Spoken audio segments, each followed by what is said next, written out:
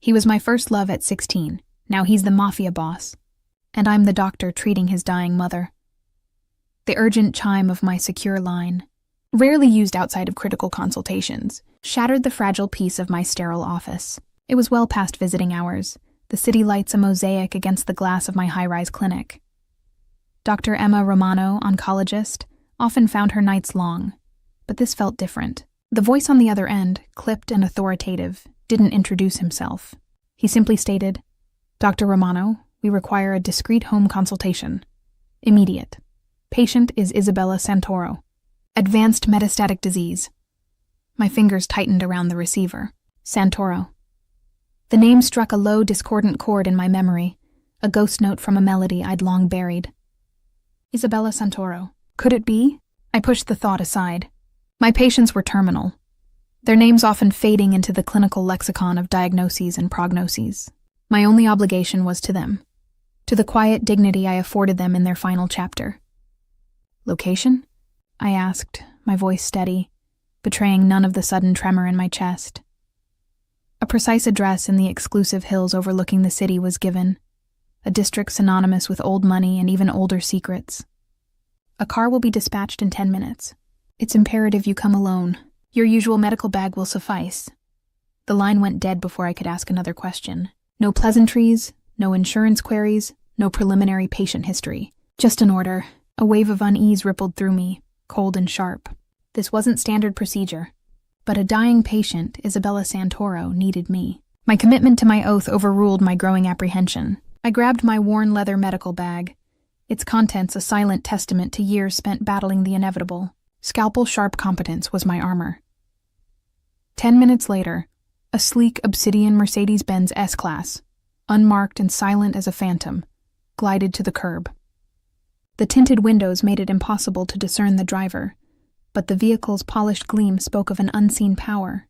I slid into the plush leather interior, the door closing with a hushed thud that felt less like an invitation and more like an incarceration. The driver, a broad-shouldered man with eyes that missed nothing in the rearview mirror, offered no greeting. He simply nodded once, then accelerated into the night. The drive was short, but felt interminable.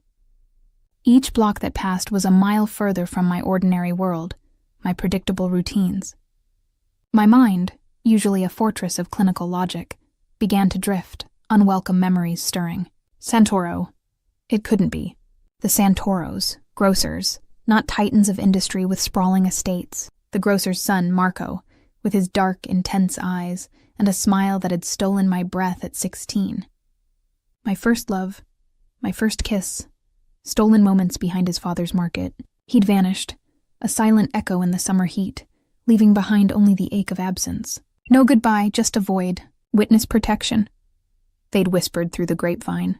After his father's violent, abrupt end, I pushed the thoughts down, a practiced suppression. That girl, Emma, had died with Marco's departure. Dr. Romano was a different entity altogether. The car ascended a winding private road, flanked by manicured cypress trees and hidden security cameras that glinted like predatory eyes in the moonlight. We passed through an ornate wrought iron gate that seemed to melt open at our approach. The mansion that emerged was less a home and more a fortified citadel, stone and glass, sprawling wings, and an aura of formidable wealth. The air here was heavy with it, a scent of old money and newer power. 2 more men, built like stone statues, met us at the grand entrance.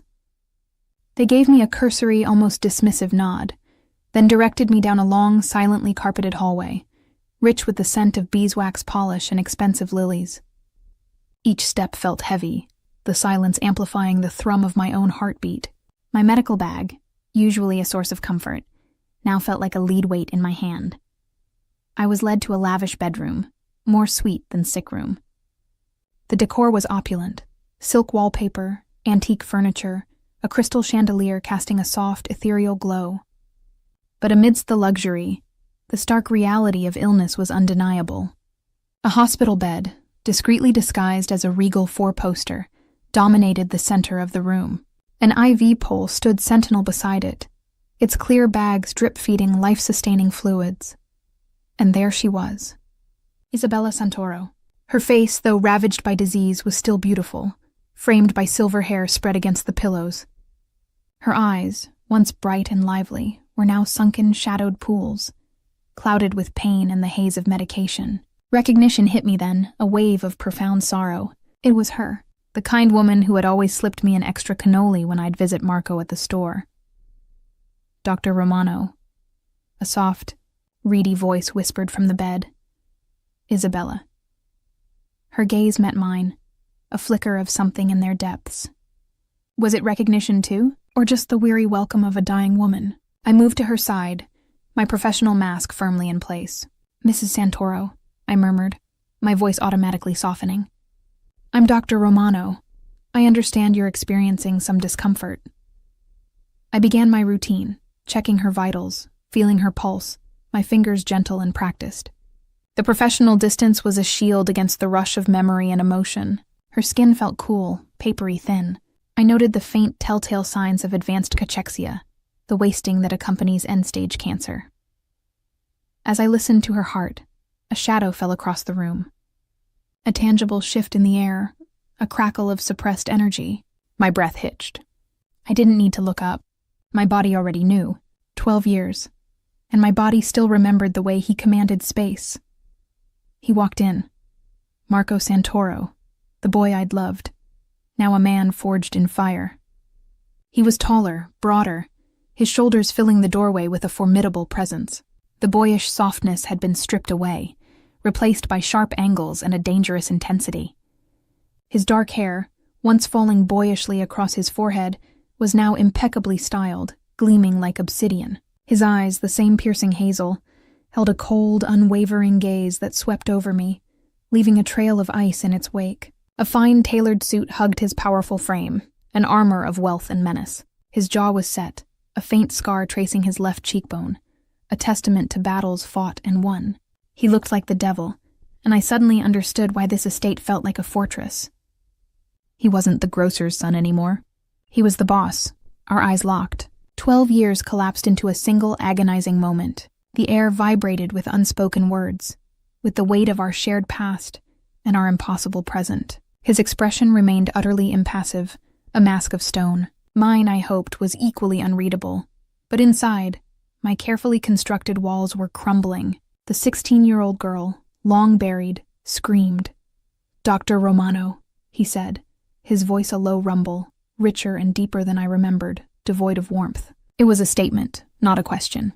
"My mother requires the best care. You will provide it." He didn't acknowledge our history, not with a glance, not with a flicker of recognition in his eyes. He treated me like a hired commodity, a specialist in a white coat. The insult was a physical blow, yet I registered it only as a dull throb. This wasn't the boy who'd kissed me under the summer stars. This was a man who commanded, who took. "Mr. Santoro," I replied, my voice a fraction too tight, but steady. I met his gaze, refusing to flinch. "I am here to ensure your mother's comfort and dignity. My priority is her well-being." The implied challenge in my tone was subtle, but it was there. I wouldn't be intimidated. Not by him, not by his power, not by our past. He moved closer to the bed, his presence dominating the room, radiating an almost palpable energy. He took his mother's frail hand, his touch surprisingly gentle against her translucent skin. His eyes softened, just imperceptibly, when they rested on her. It was a crack in the armor, a glimpse of the boy I'd known, a flicker of humanity in the hardened man. Then his gaze snapped back to me, the ice returning. "Whatever she needs, Dr. Romano. Access to anything, anyone. You will have it." It sounded like an assurance, but it felt like a trap, the closing of an invisible cage. He was offering me everything to treat his mother, but in doing so, he was tying me irrevocably to his world. I couldn't abandon Isabella. Not now, not ever. My professional ethics bound me, but so did something deeper, a lingering affection for the woman who had once been so kind. Over the next few days, I established a routine within the mansion's opulent confines. I spent hours at Isabella's bedside, meticulous in my observations, dedicated to easing her suffering. I reviewed her medical charts, thick with notes from various specialists, reports confirming the aggressive nature of her pancreatic cancer, Her current symptoms, however, began to niggle at the edges of my medical certainty. The extreme fatigue, yes, that was expected. The nausea, the profound weakness. But there was also a peculiar tremors in her hands that didn't align perfectly with the standard progression, and a metallic taste she occasionally mentioned. An odd, persistent sensation that felt off. My training, honed over years of complex cases, screamed at me. Something was amiss. Terminal cancer was a devastating diagnosis, but it followed a predictable, if brutal, trajectory. Isabella's trajectory felt subtly, unnervingly altered. The hair on my arms prickled with an instinct that had saved lives before. I ordered more comprehensive blood tests, specifically requesting an expanded toxicology panel, citing a need to rule out medication interactions to the Santoro staff, a plausible medical explanation. I made sure my requests went through the proper channels, maintaining my professional demeanor, even as my gut churned with growing unease. The results came back 2 days later. I reviewed them in the small, temporary office I'd been assigned, my heart pounding a frantic rhythm against my ribs. My eyes scanned the detailed printout, bypassing the expected metabolic markers, zeroing in on the unexpected, arsenic, traces. Just enough to be insidious, to contribute to the symptoms, but not so much as to immediately suggest acute poisoning. Someone was poisoning Isabella, while she had terminal cancer, accelerating her death, mimicking the very symptoms of her disease. The horror of it chilled me to the bone. This wasn't just a medical case. It was a crime, and it was happening under Marco Santoro's formidable roof. My breath hitched. My hand flew to my mouth, stifling a gasp. This was beyond anything I'd encountered. A cold, calculated malice preying on a dying woman. I felt a surge of professional outrage, mixed with a chilling fear. If I knew this, I was now inextricably involved. This wasn't merely a diagnosis. It was a deadly secret, and I was now holding it.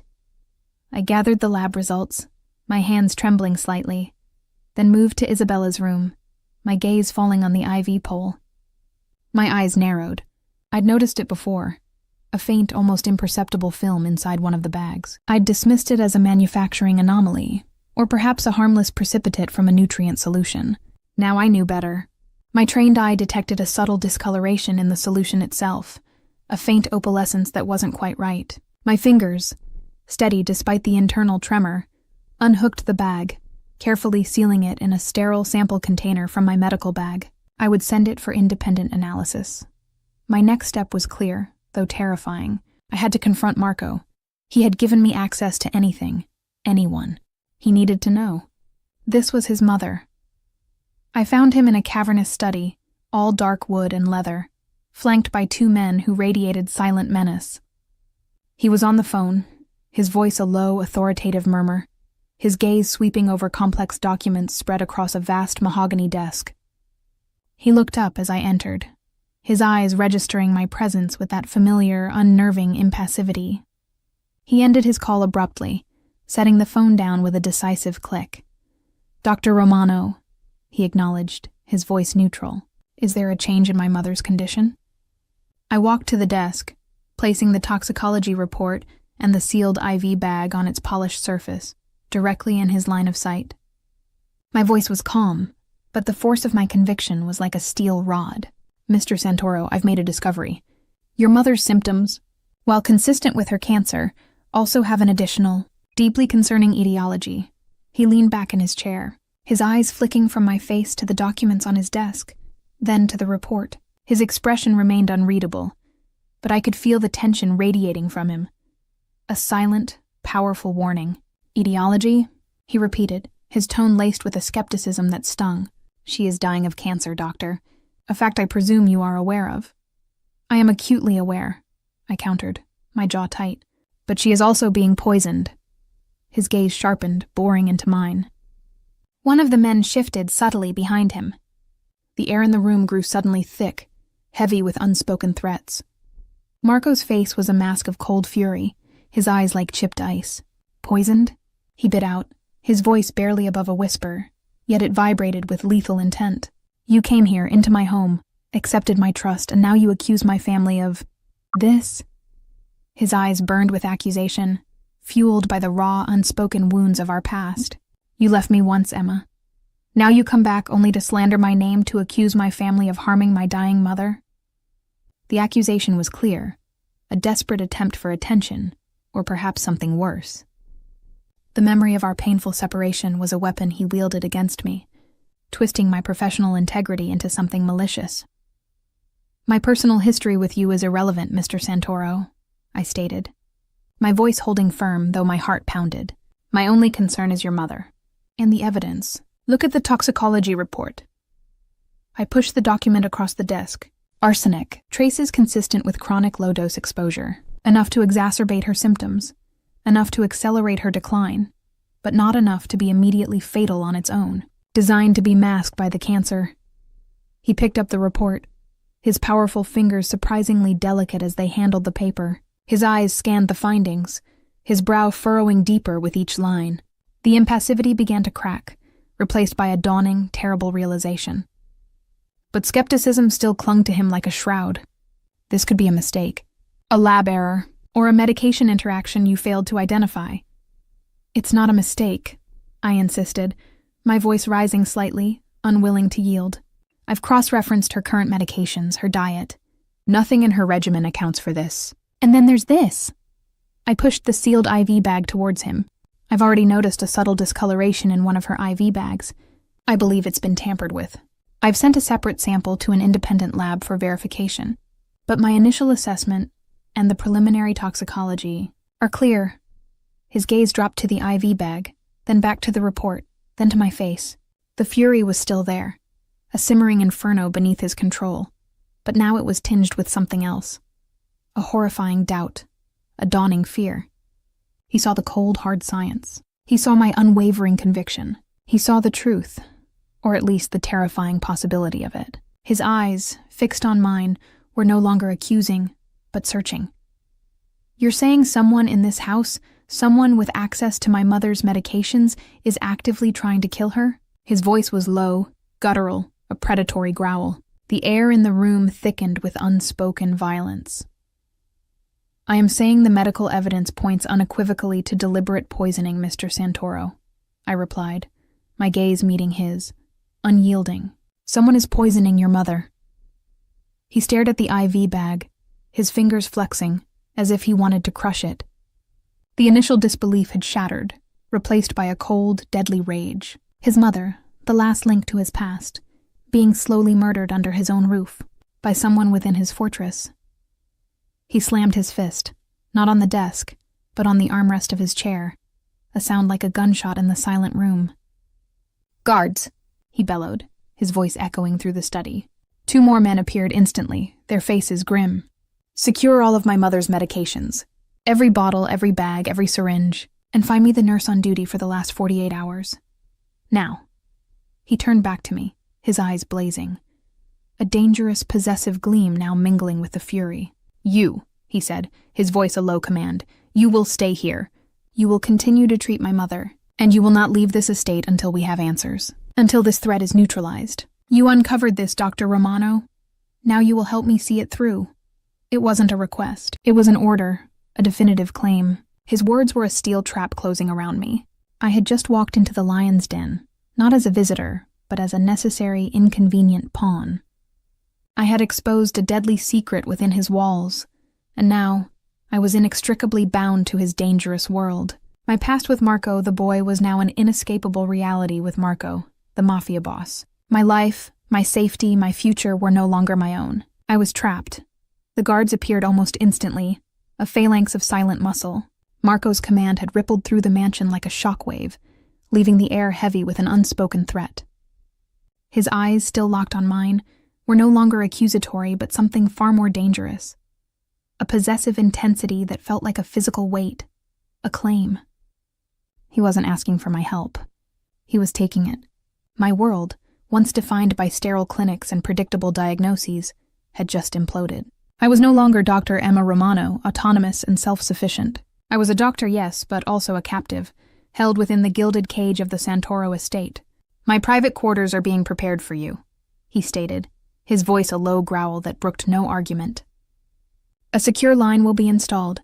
You will have access to my mother's full medical history, and any equipment you deem necessary, but you will not leave this property." The finality of his tone was absolute. He didn't care for my protests, my autonomy. His mother's life and now my knowledge were his priority, and I was the key to both. My jaw tightened. "Mr. Santoro," I began, attempting to inject a measure of professional defiance into my voice. "I have patients at my clinic, a life in the city. You cannot simply hold me here against my will." His lips curled into a faint, humorless smile. It was a terrifying sight, a flash of pure, unadulterated power. "I assure you, doctor, you will find your current arrangement far more amenable than the alternatives. Consider it protective custody. You have uncovered a truth that threatens my family, a truth someone went to great lengths to conceal. That makes you inadvertently a target." "I lost you once," he added, the words cutting through the air like a blade, a sudden, unexpected crack in his hardened veneer. His eyes, for a fleeting moment, held a ghost of the boy who'd vanished, a flicker of raw regret. "I won't lose you again." The sentiment, though laced with a dangerous possessiveness, sent an unwelcome shiver down my spine, a confusing mix of fear and something achingly familiar. The implication was clear. My safety was directly tied to my captivity. And in that moment I knew he was right. My discovery had thrust me into a world of shadows and deadly secrets, a world I was utterly unprepared for. To walk out now would be to expose myself to the unknown enemy lurking within this very house. And I wouldn't abandon Isabella, not while I knew her life was being stolen, not when I could fight for her. I swallowed, the taste of metallic fear and grudging acceptance coating my tongue. "Understood," I said, the single word an admission of surrender, a concession to a power far greater than my own. "However, I require access to a secure external laboratory for all future analyses, and I will need a dedicated workspace away from prying eyes." My conditions, small as they were a means of retaining some semblance of control, a fragile boundary in this gilded cage. He simply nodded, his gaze unwavering. "Consider it done. Anything to find this bastard." The venom in his voice was chilling, a stark reminder of the brutality that lay just beneath his controlled exterior. A discreet knock sounded at the study door. One of the hulking guards, the one who'd driven me, entered. "Marco, we have the night nurse." "Maria Rossi." Marco's eyes narrowed, a cold fire burning within their depths. "Bring her to the interrogation room, alone, and ensure she cannot speak to anyone." The command was delivered with chilling efficiency, without a hint of emotion. This was the Mafia boss, the man who wielded power with ruthless precision. The coldness radiating from him was palpable, a stark contrast to the subtle possessiveness he'd shown me moments before. I watched, horrified, as he rose, his formidable presence filling the doorway. He paused, turning to me, his gaze softening almost imperceptibly, a fleeting warmth that felt utterly incongruous with the scene he was about to orchestrate. "Dr. Romano, you will find your new suite on the 3rd floor, East Wing. It's spacious, with a private study. One of my men, Dante, will escort you. He'll be stationed outside your door, for your protection." The last 2 words were delivered with a gravity that left no room for doubt. As he swept out of the study, the heavy door closing behind him with a resonant thud, I felt a tremor run through me. The man was a walking paradox, ruthless and tender, dangerous and protective, a complicated, terrifying man, now my captor, my protector, my first love. Dante, a silent, imposing figure with an unnervingly calm demeanor, led me through a labyrinth of hallways, up a grand staircase, and into a wing that felt worlds away from the main hub of the mansion. My new suite was, as Marco had promised, spacious and exquisitely furnished. A vast bedroom with a 4-poster bed draped in rich fabrics, an adjoining living area, and a separate light-filled study equipped with a pristine desk and a secured computer. A private bathroom, more luxurious than any spa, completed the ensemble. It was a gilded cage indeed, adorned with every comfort, yet the bars were invisible, woven into the fabric of the high security, the constant surveillance, and the unwavering presence of Dante just outside my door. I unpacked my medical bag, setting up a makeshift diagnostic area in the study. My thoughts raced, a whirlwind of fear, anger, and a bewildering sense of déjà vu. The Marco Santoro I'd known was a grocer's son, full of youthful fire and burgeoning ambition. But never this lethal intensity, the raw power he exuded, the casual way he ordered someone to an interrogation room, was unsettling. Yet, the glimpse of vulnerability, the "I won't lose you again," resonated deep within me, stirring dormant emotions I thought long dead. My mind, however, was a professional instrument, trained to focus on facts, on diagnoses. Isabella, my patient, my mission. I pulled up her extensive medical records on the secure computer Marco had provided. Pages and pages of scans, blood work, physician's notes. I spent hours poring over them, trying to find any anomaly, any pre-existing condition that might mimic arsenic poisoning, but found nothing. The cancer was aggressive, advanced, but the additional symptoms were textbook for chronic heavy metal exposure. It was a deliberate, insidious act. Later that night, unable to sleep, I ventured out of my suite, pushing the boundaries of my confinement. Dante, a shadow, moved silently from his post as I opened the door. "Dr. Romano," he said, his voice deep, respectful but firm. "Can I assist you?" "I need some fresh air," I stated, my gaze challenging his. "A walk in the gardens, perhaps?" His eyes, dark and unreadable, assessed me. "The gardens are expansive, doctor, and unlit in places. Perhaps a different time would be better. For now, the library is available, or the main living area." It was a polite refusal, a firm reminder of my restricted status. "The library, then," I conceded, my frustration simmering. It was another meticulously decorated room, filled with towering bookshelves, rich with the scent of aged paper and leather. I found myself drawn to an antique globe, spinning it idly, tracing the contours of continents, a silent longing for the vast open world beyond these walls. The library, for all its beauty, felt like another gilded prison cell. As the days of my involuntary residence stretched into a week, I settled into a new, uncomfortable rhythm. My days revolved around Isabella, meticulously monitoring her condition, adjusting her medication, and cautiously, subtly, trying to counteract the effects of the poison. I sent the tampered IV bag and further blood samples to the independent lab, using the secure courier system Marco had established. The confirmation came back swiftly. The IV bag contained trace elements of arsenic, just as I'd suspected. It was definitive proof. Marco had been right to trust me.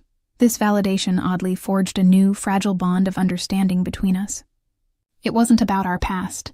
It was about the present, about Isabella. He saw my competence, my unwavering dedication. I saw his raw, protective love for his mother. Our interactions became less hostile, though the undercurrent of unspoken history and simmering attraction remained, a dangerous tension that hummed between us. He would appear in Isabella's room, a silent sentinel, watching me work, his gaze intense, assessing. Sometimes our eyes would meet, and in those moments, the 12 years would melt away, leaving only the complicated echoes of first love and devastating loss. One evening, Marco found me in Isabella's room, meticulously adjusting her pain medication. The light from the bedside lamp cast long shadows, softening the edges of the room. Isabella was asleep, her breathing shallow but peaceful. I straightened, turning to face him. "The lab confirmed it," he said, his voice low, devoid of its usual clipped authority. "The IV bag. It contained the same trace elements of arsenic." His jaw was tight, his eyes burning with a controlled fury. Someone wanted to ensure she didn't last much longer, and they hoped her cancer would mask their treachery. I nodded, my heart heavy. "It's insidious, Mr. Santoro. Someone is playing God with her life, accelerating her suffering." He approached me, slowly, deliberately. His proximity was intoxicating, a potent cocktail of fear and longing. He stopped just inches from me, his presence a wall of heat and power. His hand, large and calloused, reached out, not to threaten, but to touch. His fingers brushed against my hair, gently tucking a stray strand behind my ear.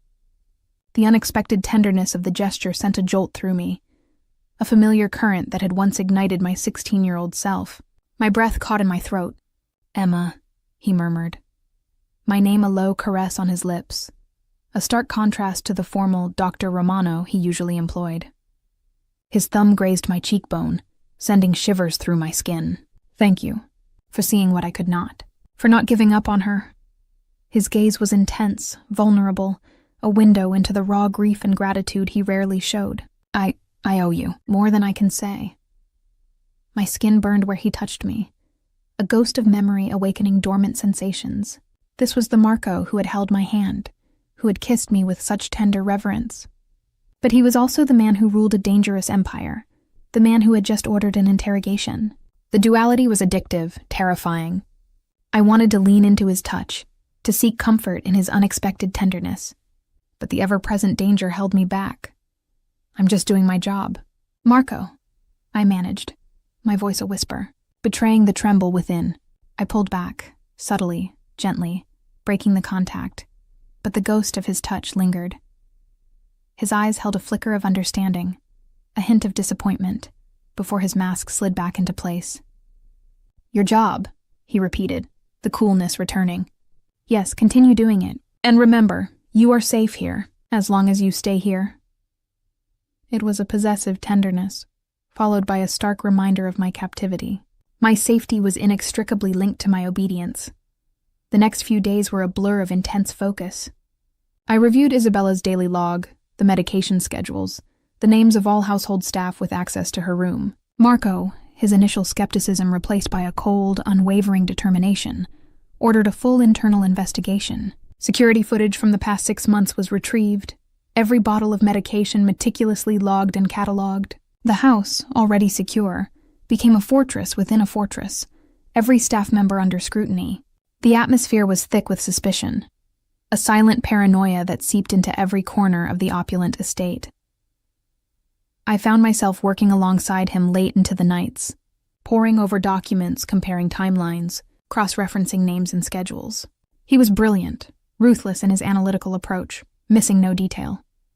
We sat across from each other at a large conference table in his study, surrounded by stacks of files, the glow of screens illuminating our faces. The air between us crackled with a strange, undeniable chemistry, the shared intensity of a desperate mission, intertwined with the ghosts of our past. I found myself admiring his sharp mind, his unwavering resolve, even as I feared the power he wielded. One night, while he was on a call in the adjacent room, I took a moment to stretch, my eyes drifting across the meticulously organized shelves in his study. My gaze fell upon a locked antique wooden box, tucked away behind a row of leather-bound books. It seemed out of place in the sleek, modern study, an anachronism. A small, almost imperceptible curiosity tugged at me. It wasn't his usual style. My fingers almost involuntarily reached for it. It was heavier than it looked, intricately carved. I ran my fingers over the cold metal clasp, a faint hum of suspicion growing within me. Why was this here? And why was it so carefully concealed? My medical training, my instinct for uncovering hidden truths, urged me to investigate. I glanced over my shoulder. Marco was still on the phone, his voice a low, intense murmur from the other room, his back to me. A sudden daring impulse seized me. I knew it was foolish, dangerous, a direct challenge to the boundaries he had established. But the doctor in me, the one compelled to uncover secrets, pushed me forward. With a swift, silent movement, I reached into my medical bag, pulling out a small, specialized penlight. It wasn't a lock-picking tool, but a fine, narrow beam. I shone it into the keyhole, examining the intricate mechanism. My father, a hobbyist locksmith in his youth, had taught me a few tricks about simple tumblers, more for fun than anything else. He used to say, "The lock tells a story, Emma. You just have to learn to read it." I found a small, almost invisible notch, a trick of the light, a slight misalignment. I used the fine tip of a dental pick from my medical kit, ostensibly for fine specimen handling, but equally useful for delicate manipulations, and with a deep breath, I inserted it. A minute stretched into an eternity. My heart hammered against my ribs. The adrenaline surged through me, a potent cocktail of fear and illicit thrill. Then, with a faint click, the latch gave way. I held my breath, slowly lifting the lid. Inside, nestled on a bed of faded velvet, was not what I expected. Not old love letters, not sentimental trinkets. Instead, there was a stack of carefully folded, aged papers, and beneath them, a small, worn leather-bound ledger. My fingers trembled as I picked up the ledger. The paper was brittle, the ink faded, but legible. It wasn't Isabella's medical history. It wasn't related to the poisoning investigation. It was something far older, far more dangerous. The first page I opened detailed shipments. Not groceries, but weapons, illicit cargo, payments, names, dates. And then, a series of cryptic entries, referring to the organization and the incident, followed by dates that coincided precisely with Marco's father's murder and his subsequent disappearance. The entries were dated from 12 years ago, the very summer Marco had vanished. A cold dread washed over me, deeper and more terrifying than anything I'd felt before. This wasn't just about his mother. This was about the very foundations of his empire, his identity, and woven into it, irrevocably, was my own past, my lost love. My eyes scanned a page filled with names. Names I didn't recognize. And then one name, scrawled in a tight, precise hand, leaped out at me, making my blood run cold. Thomas Santoro.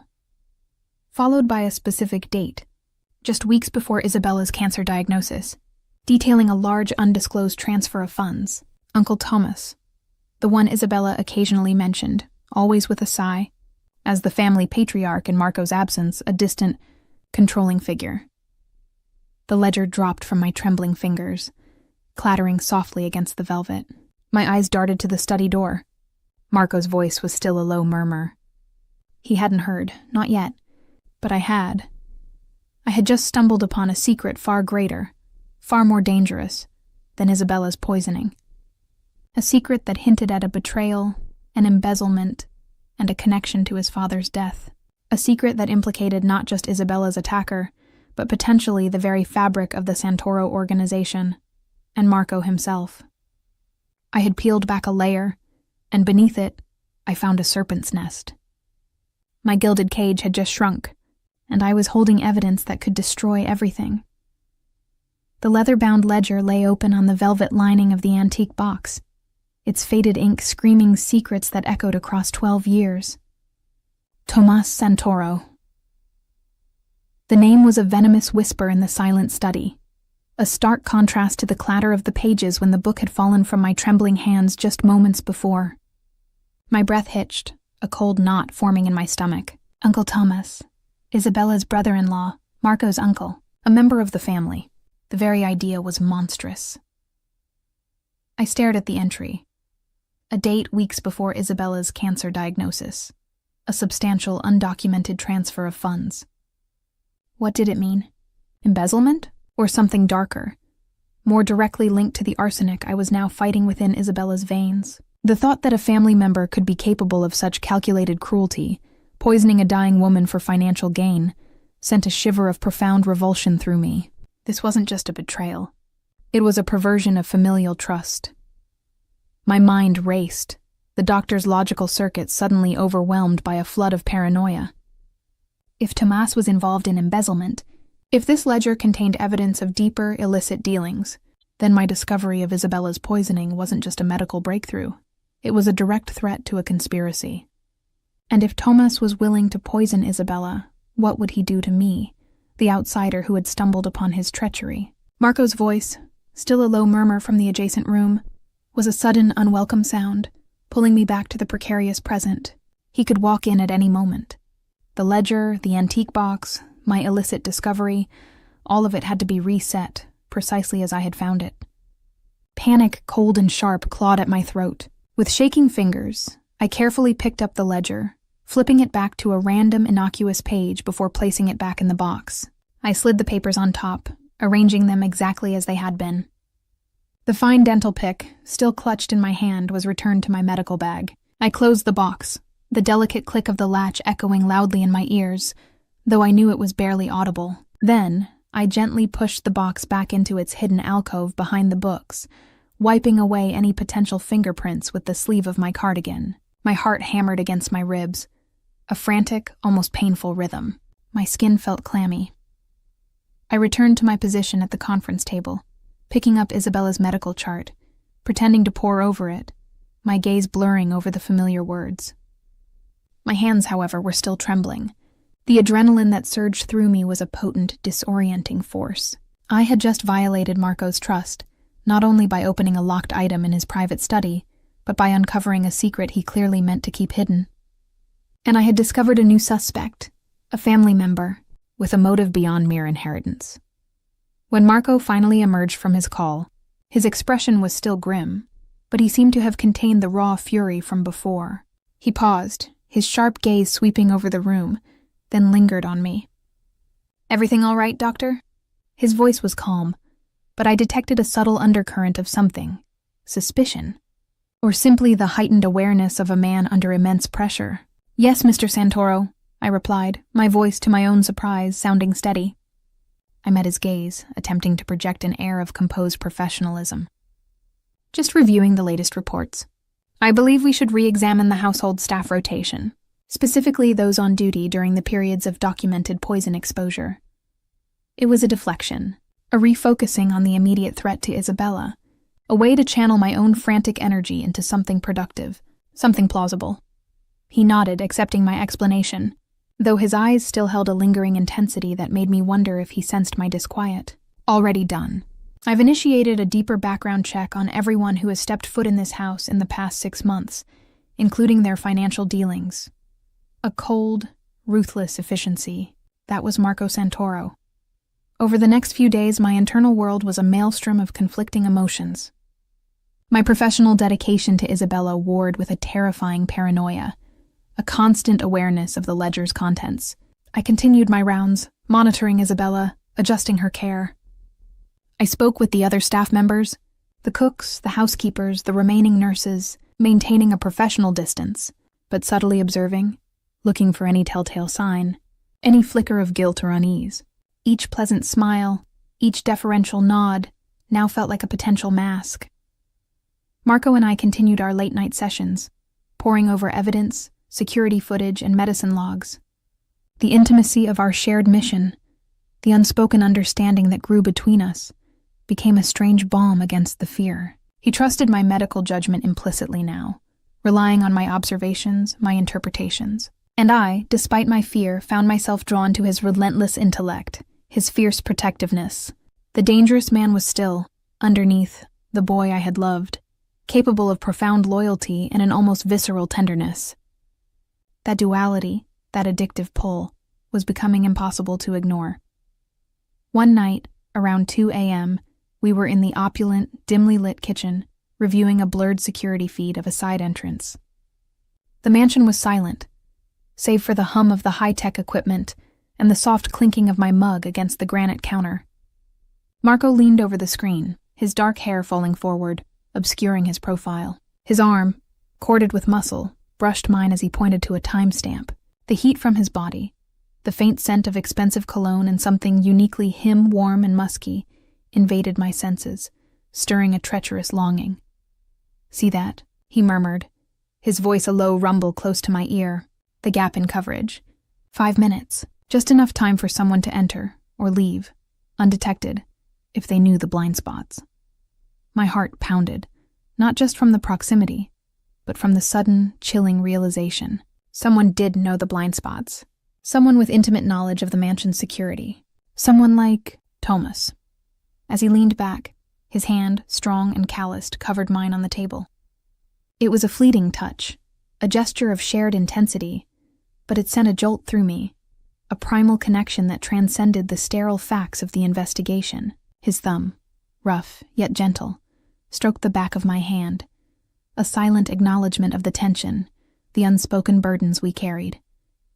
His gaze met mine, dark and intense. "I never wanted to leave you, Emma," he said, his voice dropping to a raw whisper, barely audible above the hum of the computer.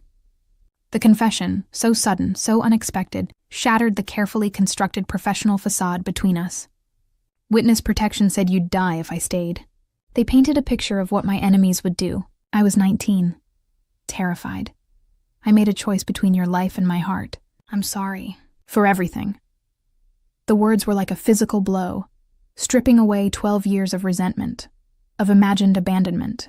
The raw honesty in his eyes, the flicker of regret, tore at my defenses.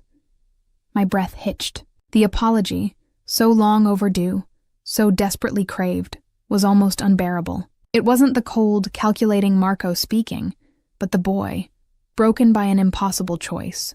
Tears pricked at my eyes. I wanted to tell him it was all right, to pull him close, to fall into the abyss of shared grief and longing. But the ledger, the poison, the danger, were still very real. I pulled my hand away, gently, carefully, the warmth of his touch lingering like a brand. "Marco," I began, my voice thick with emotion.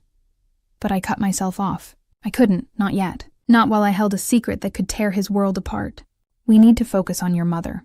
On finding whoever is doing this." My words were a shield, a retreat to the safety of my professional role. He stared at me for a long moment, his eyes searching, a flicker of hurt passing through their depths, before he nodded, a tight, grim line to his lips. He understood, or at least he accepted my unspoken boundaries. He retreated, physically and emotionally, back to the safe distance of the Mafia boss. The very next morning, a new development. The nurse who had been providing round-the-clock care for Isabella for the past 6 months, a quiet woman named Eleanor, vanished. Her room was empty, her belongings gone. No note, no explanation, just a void. "She fled," Marco stated, his voice devoid of emotion, though his jaw was clenched. "She knew. Or she was involved." His men had already scoured the estate, confirmed her absence. "This confirms it, Emma. Someone inside. Someone she was afraid of, or working with." He turned to me, his eyes blazing with a fierce, protective intensity. "This changes things. The danger is escalating. You are now more than ever a target." He paused, his gaze sweeping over my face, as if memorizing every detail. "I lost you once. I won't lose you again." His words were a dark promise, a declaration of ownership. He assigned bodyguards to me, not just Dante outside my suite, but a rotating team, discreet but omnipresent, shadowing my every move within the mansion. My gilded cage had just shrunk again. That evening, a sense of restless agitation spurred me to action. I needed more information. The ledger had provided a crucial clue, a suspicion of Thomas Santoro, but it wasn't enough to act on, not without risking my own life. I needed to know more about Marco's operations, about his enemies, about the true extent of the danger I was in. I remembered the security cameras, the blind spots Marco had pointed out on the footage. If there were blind spots in the external perimeter, there might be internal ones as well. And if I knew the layout, I could find a way to observe, to listen, to gather more information. After Isabella was settled for the night, and after my assigned bodyguard, a hulking man named Enzo, had taken up his post outside my suite, I implemented my plan. I had noticed during my tours of the mansion a rarely used service staircase, tucked away behind the main kitchen, leading down to the basement and up to the attic. It was usually left unlocked, overlooked in favor of the more opulent main stairs and elevators. It was a potential blind spot, a path less traveled. I waited until the mansion was fully asleep, the only sounds the distant hum of the ventilation system. Dressed in dark clothing, with my medical penlight and a small audio recorder from my bag, I slipped out of my room. Enzo, a dark shape against the wall, was momentarily distracted by a muffled sound from down the hall, a deliberate, subtle action I'd orchestrated moments before by activating a loose panel in the wall. It gave me a narrow window. I moved silently, my feet barely disturbing the plush carpet, and made my way to the service staircase. The air in the stairwell was cooler, carrying the scent of dust and damp stone. I descended step by careful step, my penlight casting a thin beam. The basement was a labyrinth of storage rooms, wine cellars, and utility areas. I moved cautiously, my heart pounding, straining to hear any sounds. I found what looked like a rarely used security room, tucked away behind a boiler, its door ajar. A faint glow emanated from within. I crept closer, my blood running cold. Voices. Low, guttural, angry. I peered through the narrow crack in the doorframe, my breath held captive in my chest. Inside, 2 men I didn't recognize stood hunched over a bank of monitors, displaying various feeds from around the estate. Their faces were grim, their expressions etched with a desperate urgency. "Marco's on edge," one of them growled, his voice rough. "The doctor's poking around, asking questions. He thinks someone inside is involved." "Of course he does," the other sneered, his tone laced with malice. "But he doesn't know the full extent. Thomas is panicking, and Valentina is losing her nerve." My blood ran cold. "Thomas bueno Valentina. Marco's uncle and cousin. The names from the ledger. They were discussing Tomas, clearly involved. And Valentina? The sophisticated cousin who visited Isabella regularly, always with a bouquet of flowers and a sympathetic smile. The potential inheritance motive. The doc found the arsenic, the first man continued, his voice tight. Marco believes her. He's looking for the source. If he connects Tomas to the finances before Isabella dies, it's over. He'll tear the family apart. Then Isabella needs to be gone. Sooner, rather than later, the second man hissed, his voice chillingly devoid of humanity. And the doctor. She's too clever, too dangerous. We need to frame her quickly. Thomas has a plan. He says he can make it look like she was behind it all. He needs a few more days to gather everything. He thinks he can plant the evidence in her medical bag. My heart stopped. Frame me? Plant evidence? My medical bag, the very instrument of my healing, now to be twisted into a weapon of accusation. The plan was terrifying in its cold calculation. They knew I was a threat. They knew I was smart, and they were already plotting my downfall. I recoiled from the door, my mind reeling. The air in the stairwell felt suddenly suffocating. I had been right to investigate, right to suspect, but the true extent of their treachery, the cold, calculating plot to frame me, was beyond anything I had imagined. Thomas and Valentina, conspirators, plotting to kill Isabella and scapegoat me. As I backed away, a sudden metallic clang echoed from deeper within the basement. Someone was down here, someone else. A shadow detached itself from the gloom, moving quickly towards my position. Footsteps, heavy, deliberate. Too close. My heart leaped into my throat. I couldn't be caught here. Not now. Not after what I'd just overheard. The knowledge I possessed was a death sentence. I scrambled back up the service staircase, my carefully chosen blind spot now a dangerous escape route. The footsteps below grew louder, closer. I reached the main floor, adrenaline pumping through my veins, and melted back into the shadows of the mansion's vast corridors. I flew silently back to my suite, my hands shaking so violently I almost couldn't unlock the door. I slipped inside, closing it softly, and leaned against the cold wood, gasping for breath, my chest heaving. Enzo was back at his post, a silent sentinel. He hadn't noticed my brief absence, or if he had, he gave no indication. I closed my eyes, the overheard voices replaying in my mind. Frame her, plant evidence in her medical bag. The danger was no longer abstract, no longer a distant threat Marco was protecting me from. It was personal. It was imminent, and it was closing in. They weren't just trying to kill Isabella. They were coming for me. My gilded cage had just become a death trap. The words from the basement security room echoed in my mind, a terrifying mantra. Frame her. Plant evidence in her medical bag. My blood ran cold, the fear a visceral, sickening knot in my stomach. Thomas and Valentina, conspiring to murder Isabella, and then to pin the blame squarely on me, the clever doctor who had dared to uncover their treachery. The audacity, the sheer cold-blooded cruelty of it, was breathtaking. I leaned against the closed door of my suite, the plush carpet beneath my feet doing little to ground me. Enzo, my silent sentinel, was still outside, oblivious to the terror that now gripped me. I was trapped, not just by Marco's possessive protection, but by a deadly plot to destroy me. Every shadow in the opulent room seemed to shift, to hold a hidden threat. My medical bag, once a symbol of healing, now felt like a ticking time bomb, a vessel for my undoing. I needed to act. But how? My unique knowledge, the information from the ledger, the overheard conversation, it was all circumstantial. They had a plan to frame me, to make it look airtight. I had to prove their guilt. And fast. The next morning, I moved with a heightened sense of urgency, a carefully constructed facade of professional composure masking the frantic churn of my mind. My visits to Isabella were more detailed, my observations sharper. I was not just her doctor. I was her last line of defense and my own. I watched Thomas when he visited, a man with a perpetually solicitous expression that now seemed utterly grotesque.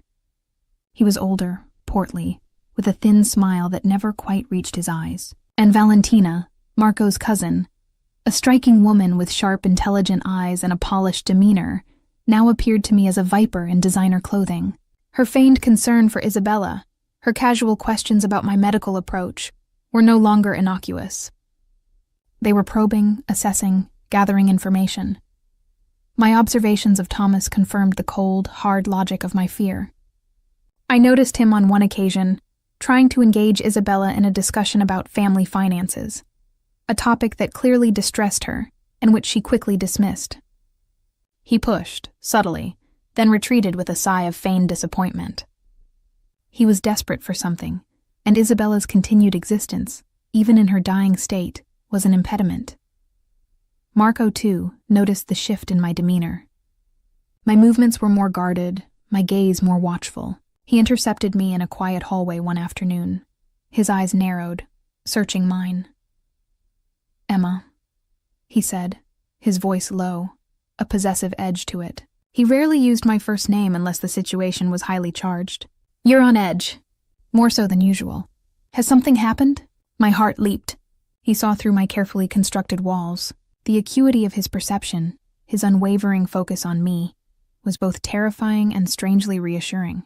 He was a dangerous man, but he was my dangerous man in this strange, convoluted reality. "The internal investigation." "Mr. Santoro," I replied, forcing a professional tone, though my voice was a fraction too tight. "The realization that a member of your household, perhaps even your family, is capable of such depravity. It's unsettling. It changes things." It wasn't a lie, merely a carefully constructed half-truth, a distraction from the true depth of my discovery. He studied me for a long moment, his eyes intense, as if trying to discern the exact contours of my fear. "I understand," he finally said, his voice softening, a rare display of empathy. "This is not your world, Emma, but you're in it now, and I will protect you, just as I will find the one who did this to my mother." The possessiveness was back, fierce and unwavering. "Have you noticed anything specific? Any new suspect, any unusual behavior?" I hesitated, the ledger's secrets burning on my tongue. Could I trust him with this? With the truth about his own uncle and cousin? The man had vanished from my life after his father's murder, an event deeply tied to the criminal underworld. Could I trust him to handle this internal family betrayal with the cold, clear logic necessary to protect me? Or would loyalty to his blood override his nascent trust in me? "I've been observing everyone," I finally said, choosing my words carefully. "Noticing dynamics, but I have nothing concrete yet. Only intuition, a feeling of deeper currents at play." It was a calculated risk, a way to hint at a larger conspiracy without fully revealing the information from the ledger, which could expose my own transgression. He nodded slowly, his jaw tight. "Intuition is a powerful thing, Doctor. Sometimes it sees what logic cannot." He was giving me permission, in a way, to continue my silent investigation. "Be careful, Emma. This viper's nest runs deeper than we know." That very afternoon, the external threat became terrifyingly concrete, directed not at Isabella, but at Marco himself. I was in Isabella's room adjusting her pillow when a sudden, violent explosion rocked the mansion. The sound was deafening, a concussive blast that sent a tremor through the very foundations of the house. Isabella cried out, her eyes wide with terror. I immediately shielded her, pulling her close, my heart slamming against my ribs. Guards rushed into the room, their faces grim, weapons drawn. "Marco's office!" one of them shouted, his voice hoarse with alarm. "Bomb, the east wall is blown out." Panic, cold and sharp, seized me. Marco. His office. He had been there just an hour ago, meeting with his legal team. My mind immediately flashed to the conversation I'd overheard in the basement. The men discussing Marco's edge, Tomas's panic. This wasn't a random attack. It was a calculated strike, designed to rattle him, to eliminate him, or at the very least, to send a terrifying message. I left Isabella in the care of a trusted nurse and, ignoring the shouts of the guards, ran toward the east wing. The air grew thick with the acrid scent of smoke and pulverized plaster. Debris littered the grand hallway.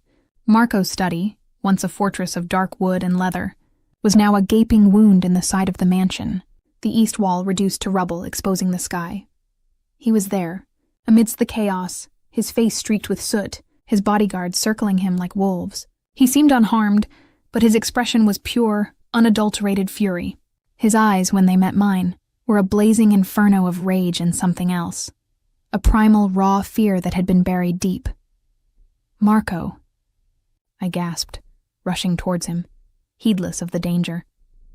He saw me, and a flicker of something akin to relief, quickly masked, crossed his face. He grabbed my arm, his grip possessive, pulling me close, shielding me from the swirling dust and the shards of glass. "What were you thinking, Emma? Get back to my mother's room. It's not safe here." His voice was a raw growl, but beneath the anger, I heard the tremor of genuine concern. "Are you hurt?" I demanded, my hands flying to his chest, checking for injuries, my medical instincts overriding my fear. My fingers grazed the rough fabric of his suit, feeling the solid muscle beneath. He shook his head, his gaze fixed on the wreckage of his office. "Minor cuts. Nothing serious, but this is a declaration. They're making a move. They want me out of the picture." The revelation from the basement security room solidified in my mind. Thomas and Valentina weren't just plotting Isabella's death. They were actively moving against Marco. The financial embezzlement, the need to eliminate Isabella before an audit, was clearly tied to a larger power struggle within the Santoro organization. And Marco was the biggest obstacle. "Marco," I said, my voice urgent, barely above a whisper. "I overheard something. In the basement, I think this is about more than just your mother's inheritance. I think it's about control, about money you're missing, and I think Thomas and Valentina are involved. They're planning to frame me for your mother's death, to remove the only person who can connect them to the poisoning before they take over everything." He froze, his head snapping towards me, his eyes wide with shock, then burning with a terrifying realization. The raw accusation, the audacity of my words, would typically be met with fury. But the terror of the recent explosion, the betrayal I spoke of, overrode everything. He saw the genuine fear in my eyes, the unwavering conviction. "What did you say?" His voice was a low, dangerous growl, barely audible above the emergency sirens now approaching the mansion.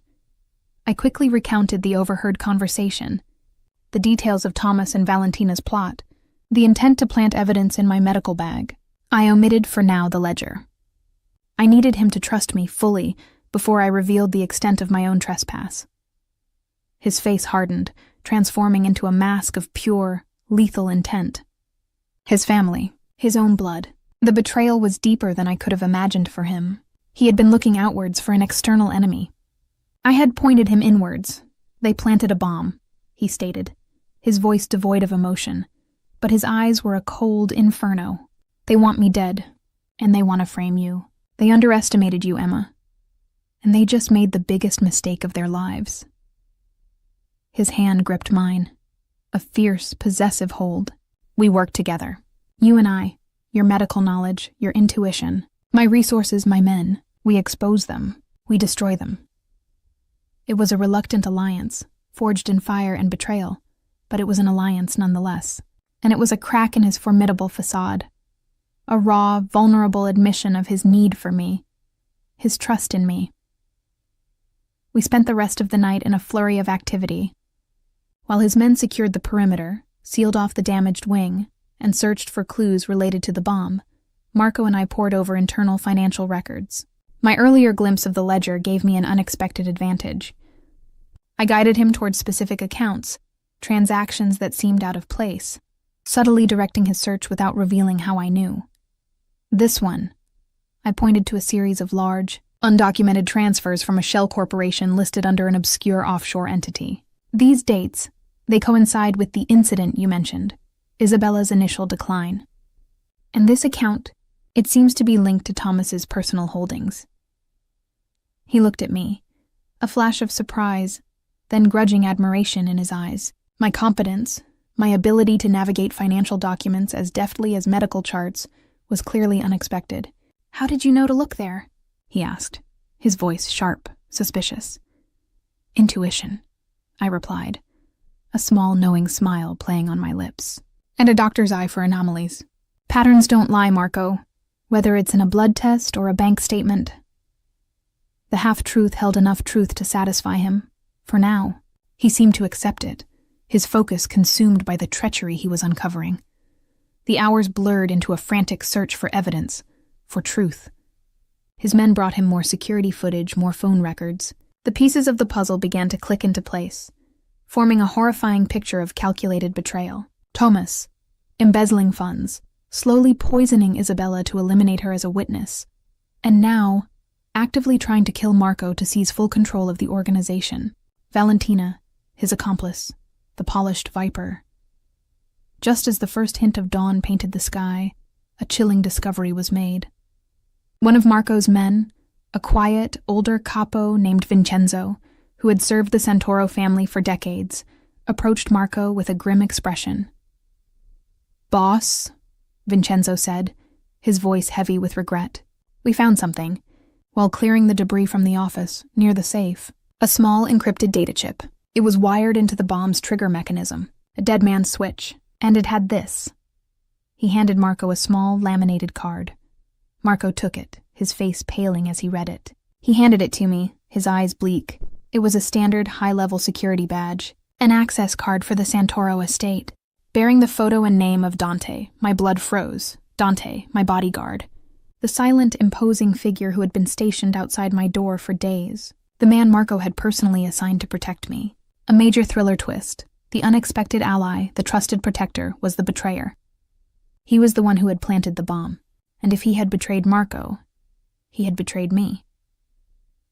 The realization hit me with the force of a physical blow.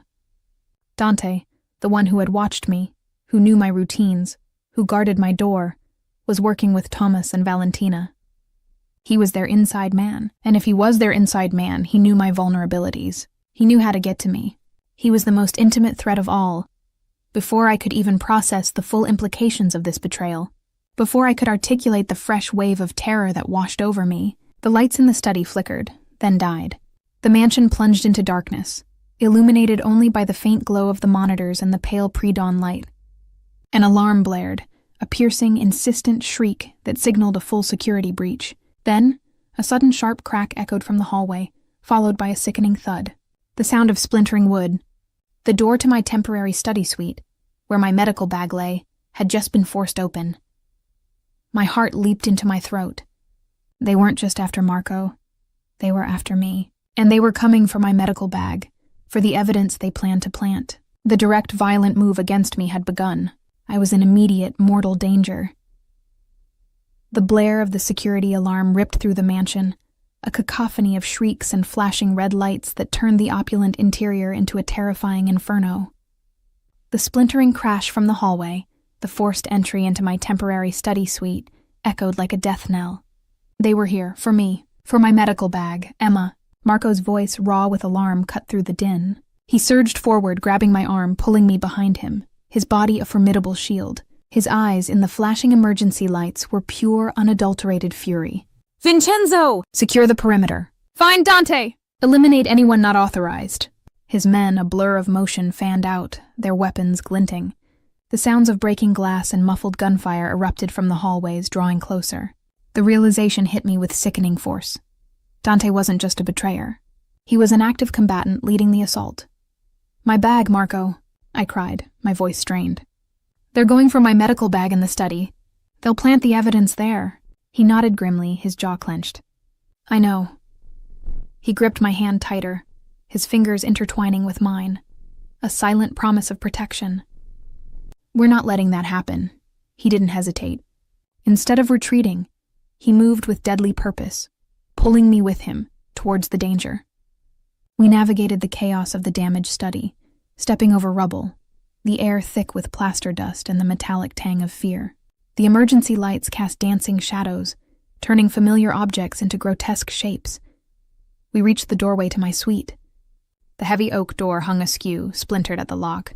Inside, a shadowy figure was hunched over my medical bag, its contents spilled across the desk. It was Dante. His hands were already fumbling with a small vial-shaped object. "Dante!" Marco's voice cracked like a whip. Dante whirled, his face contorted into a mask of pure malice. He dropped the vial into my open bag, then lunged, a flash of steel in his hand. My eyes widened in horror. He was coming for me. Marco, however, was faster. He released my hand, pushing me behind him with a fierce shove, then met Dante's charge head-on. The clash of bodies was brutal, a symphony of grunts and blows. Marco, fueled by betrayal and a primal need to protect, was a whirlwind of controlled violence. He disarmed Dante with a swift, brutal twist, the knife clattering to the floor. Then, with a series of precise, bone-jarring strikes, he incapacitated his former bodyguard, a grim testament to the lethal power he usually kept hidden. Dante slumped to the floor, unconscious. Marco didn't waste a second. He turned, his gaze scanning the contents of my medical bag.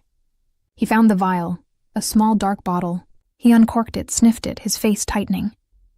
Arsenic, concentrated. He handed it to me. This is what they intended to plant. But it's empty, Marco. I gasped, my eyes widening as I looked inside the small bottle. There's only residue. He frowned, then a chilling realization dawned in his eyes. They've already used most of it. On my mother. They only left enough to frame you. The cold, calculated cruelty of it was breathtaking. More gunfire erupted. Closer now. The sounds of a struggle intensified in the main hallway. We need to move, Marco ordered, his gaze sweeping over the room, assessing escape routes. They know we're onto them. Thomas and Valentina won't give up easily. Suddenly, a voice, dripping with venom, echoed from the shattered opening where Marco's office wall once stood. Marco, you fool. You should have died with your father. Now you'll die with your witch of a mother. Tomas Santoro, his usually placid face contorted with rage, stood silhouetted against the pre-dawn light, a pistol in his hand. Behind him, Valentina, her elegant features twisted by fear and malice, held a small black device, its red light blinking ominously. Tomas, you bastard! Marco roared, drawing his own weapon. You're too late, Marco, Valentina shrieked, pressing a button on the device. A high-pitched, piercing tone filled the air, agonizingly loud. The entire system is locked down. No escape, no reinforcements. And your mother's oxygen supply. It's been compromised. She has less than an hour. My blood ran cold. Isabella, her oxygen. This wasn't just about eliminating Marco. It was about ensuring Isabella died on their terms, before Marco could expose them. It was a desperate final move. Emma, Marco shouted, his eyes blazing. My mother. Can you save her? My mind raced. Oxygen tanks, medical equipment, power systems, my medical bag, now empty of the poison but still containing crucial diagnostic and life-saving tools. My skills. This was my fight now, too. Her room is secured. But if the main oxygen supply is compromised, I grabbed my medical bag, the one they had tried to desecrate. I need to get to her now. I might be able to manually override the system, or at least provide supplemental oxygen from her emergency tanks, but I need to do it quickly. Follow me, Marco commanded, his eyes blazing with a fierce determination. He moved with a speed and agility that defied his formal attire, leading me through the labyrinthine mansion. The fight raged around us, his men battling Thomas's hired thugs. We heard Vincenzo's voice bellowing orders, holding the line. We reached Isabella's suite. The door was locked, but the system, as Valentina had boasted, was dead. The backup generator is offline, a guard shouted. No power to the locks! Stand back, Marco roared. With a single, powerful kick, he shattered the doorframe, forcing the heavy oak open. Inside, Isabella was struggling, her breath shallow, rasping. The nurse, loyal to Isabella, was frantically trying to get oxygen to her, but the medical machinery was failing. Her vitals are dropping, I cried, rushing to her side. Her sats are dangerously low. I knew what I had to do. I needed to manually pump oxygen to bypass the compromised system. It was a desperate measure, but it was all I had. Marco was at my side, his hand firm on my shoulder. What do you need?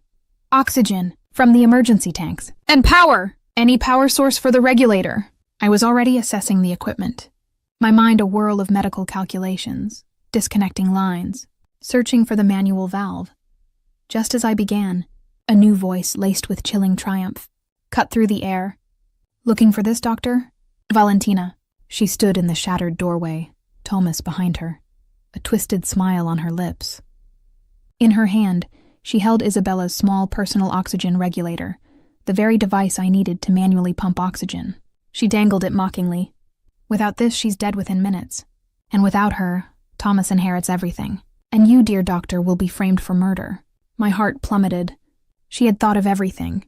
The regulator, a small, inconspicuous device, was the key to saving Isabella. Without it, even with the oxygen tanks, I couldn't deliver the life-sustaining air. Marco surged forward, but Thomas raised his pistol. "One more step, Marco, and she dies. And your mother will follow." This was it, the climax. The life-or-death moment. I looked at Valentina, then at the regulator in her hand. My mind, trained for critical situations, clicked into overdrive. I remembered the ledger, the financial documents, the subtle power Marco had to cut off their financial lifelines. I remembered his earlier confession, his vulnerability. He had chosen me, trusted me. Now, I had to be worthy of that trust. "Valentina," I yelled, my voice ringing with a sudden fierce conviction. "You're making a mistake. Marco knows about the embezzlement. He has the financial records. He's going to cut you off. Thomas promised you a fortune, but he was lying. He was going to cut you out once Isabella was dead and he had control." My words hit their mark. Valentina's eyes, already wide with malice, flickered with doubt, then a dawning horror. Her grip on the regulator loosened infinitesimally. "She's lying, Valentina," Thomas shrieked, his face turning purple with rage. "Don't listen to her. She's trying to divide us." "He has the records, Valentina," I pressing my advantage. "He knows about your offshore accounts. The transfers from 12 years ago, linked to his father's death. He'll destroy you financially before you see a penny." It was a gamble, throwing out a mix of truth and calculated assumption, banking on her greed and her fear. Valentina stared at me, then at Thomas, then back to me, her eyes darting between us. The idea of losing the inheritance, of being double-crossed by her uncle, was a far more potent threat than Marco's gun. Her loyalty to Thomas, always conditional on financial gain, fractured. "The accounts," she whispered, her voice trembling. "The offshore accounts he promised to protect?" Thomas, seeing his plan unraveling, seeing Valentina's betrayal, roared in fury and lunged at her, his pistol momentarily forgotten. "You stupid bitch! I told you to keep your mouth shut!" It was the opening Marco needed. He moved like a shadow, a blur of motion. He tackled Thomas, sending the pistol skittering across the floor. A fierce, brutal fight erupted between them, years of simmering resentment and betrayal boiling over into raw violence. Meanwhile, Valentina, her eyes still on me, her face pale with the dawning realization of her own betrayal, stumbled back. The regulator, forgotten in her hand, dropped. It rolled, sliding across the polished floor. "Marco," I screamed, pointing. "The regulator!"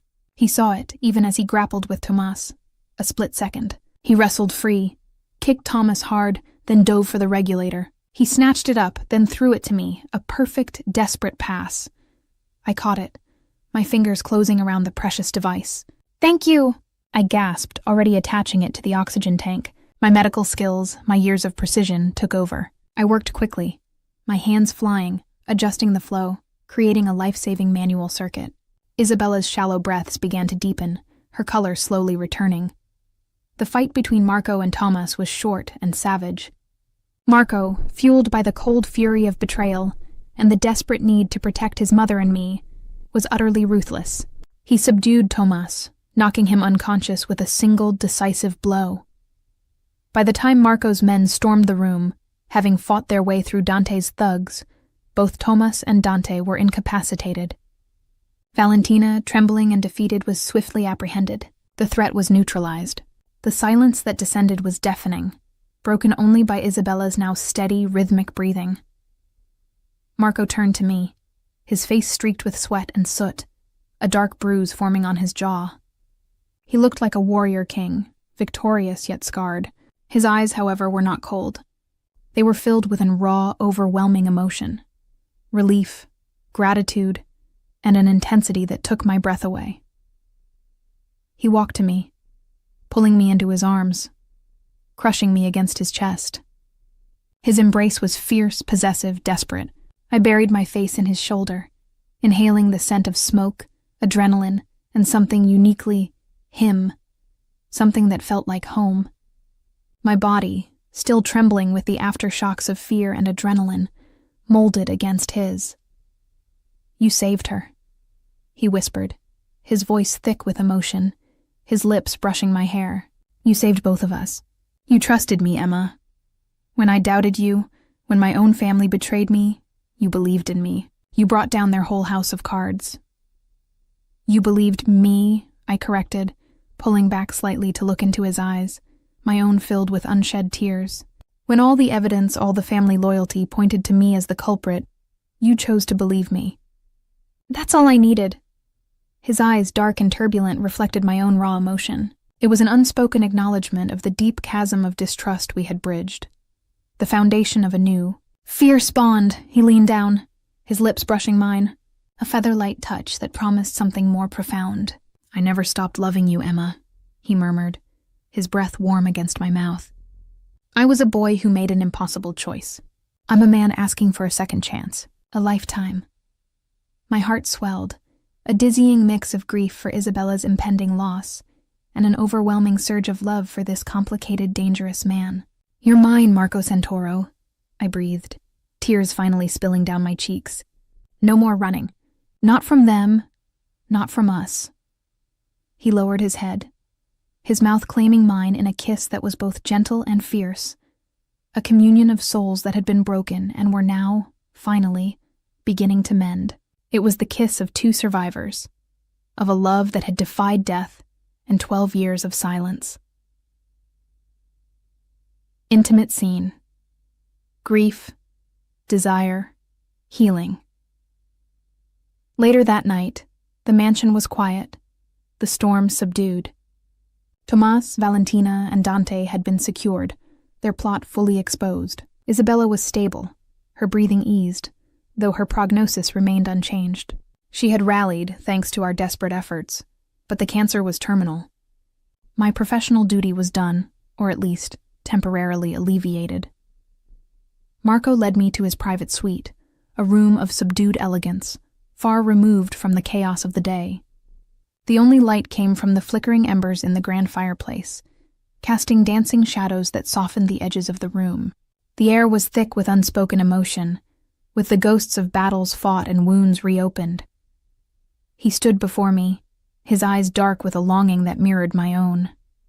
His suit jacket was gone, his tie loosened, revealing the powerful column of his throat, the pulse hammering beneath his skin. My own dress, stained with soot and grime, felt like a shroud. Emma, he whispered, his voice hoarse, raw with emotion. He reached out, his hand trembling slightly, and gently cupped my face. His thumb brushed over my cheekbone, tracing the tear tracks that had long since dried. Are you all right, truly? I nodded, my voice thick. I am now. My gaze locked with his, searching, finding an answer to a question I hadn't dared to ask for years. He leaned in, his forehead resting against mine, his breath mingling with mine. I thought I'd lost you. Twice. The vulnerability in his voice was a revelation, shattering the last vestiges of the cold. Impassive boss, my fingers, drawn by an irresistible force, reached up to touch the faint scar on his cheek, a roadmap of the battles he'd fought in my absence. And I thought I'd never touch you again? He drew back, just enough for his gaze to sweep over my face, then lower, lingering on my lips, my throat, the rise and fall of my chest. His eyes were reverent, worshipful. You're more beautiful than I remembered, Emma. More than I ever dared to hope for. He reached for the zipper of my dress, his fingers hesitant, then firm, slowly, meticulously unfastening it. The fabric slid down my shoulders, pooling around my feet, leaving me in just my delicate lace chemise. The coolness of the air on my skin was quickly replaced by the heat radiating from his gaze. His eyes devoured me, a silent, profound worship. May I? He asked, his voice barely audible, seeking my explicit consent, even now, in this moment of overwhelming desire. Yes, I whispered, my voice thick with longing. Always.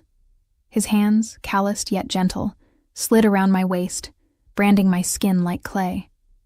He pulled me closer, the soft silk of my chemise the only barrier between us. His lips found the hollow of my throat, tracing a path down to my collarbone, each touch sending shivers through me. I arched into him, my hands finding purchase on his broad shoulders, my fingers tangling in his dark, thick hair. The sensual tension was exquisite, a slow, agonizing build. He eased the chemise from my body, letting it fall to the floor, leaving me bare before him. His eyes, dark and intense, traced the curve of my hip, the slight scar on my abdomen from an appendectomy years ago. Every part of you is mine, he murmured, his voice husky with emotion. A possessive claim that resonated deep within my soul. He found my hands, bringing them to his lips, kissing each fingertip, then pressing them against his chest, over the frantic beat of his heart. Then, with a low groan, he shed his own clothes, each piece falling to the floor with a soft rustle, until he stood before me, magnificent and powerful. His body was a work of art, sculpted by years of dangerous living, a testament to his strength and resilience. I saw the faint white scar across his ribs, a relic of a past I didn't know, a reminder of the life he'd led. I reached out, my fingers tracing the scar, a silent offering of healing. He pulled me against him, skin to skin, the contact a jolt of pure electricity. The heat, the raw power of him enveloped me. His hand found the curve of my waist, the other cradling the back of my head, pulling me into a deep, soul-shattering kiss. Our mouths met, hungry, desperate, a release of years of pent-up emotion. We came together on the soft rug before the fireplace, the warmth of the embers a soft counterpoint to the fire igniting between us. He moved over me, his gaze locked with mine, asking for, giving, everything. Our bodies moved in a slow, ancient rhythm, a dance of grief and healing, of passion and profound connection. Each thrust was a promise, each gasp a confession. Tears streamed down my face, tears of sorrow for Isabella, tears of relief for our survival, tears of an overwhelming, intoxicating love. "I love you, Marco Santoro," I choked out, the words raw and true, echoing the silent, desperate plea of my 16-year-old heart. His eyes, dark and luminous, met mine. "And I love you, Emma Romano. Always been mine, never letting go, never again." His voice was thick with emotion, his body trembling with the force of his climax. The moment broke, a wave of sensation washing over us both. We held each other close, wrapped in the afterglow, our breathing heavy, our skin slick with sweat. He pressed kisses to my hair, my forehead, my temple. "My mother knew," he whispered, his voice rough. "She knew about us. That summer. She told me not to let you go again, Figlio. And I won't. Never again." The following morning, after the chaos had subsided and the house was once again secure, Isabella's time came. I had managed to stabilize her, to give her 4 more precious, conscious days she spent holding our hands, her eyes, though clouded by illness, clear with an old wisdom. "I always knew about you two," she whispered, her voice reedy, barely audible, on her last day. Her gaze drifted from my face to Marco's, a knowing smile gracing her lips. "That summer, I saw how he looked at you. Don't let her go again, Figlio." She squeezed our hands, a final blessing. She died peacefully, held between the 2 people she loved most. Marco crumbled then. He hadn't cried since his father died, but as Isabella's last breath left her, he broke. He buried his face in my shoulder, his powerful body shaking with gut-wrenching sobs, his grief raw and uninhibited. I held him, stroking his hair, offering him the comfort and strength he had offered me. In the days that followed, after Isabella's funeral, after the arrests of Tomas, Valentina, and Dante, after the storm had passed, the mansion felt different. Lighter, a place where new beginnings could bloom from old ashes. Marco stood before me in the study, the same room where I had discovered the ledger, where we had fought side by side. The remnants of chaos had been cleared, but the scars remained, a testament to what we had endured.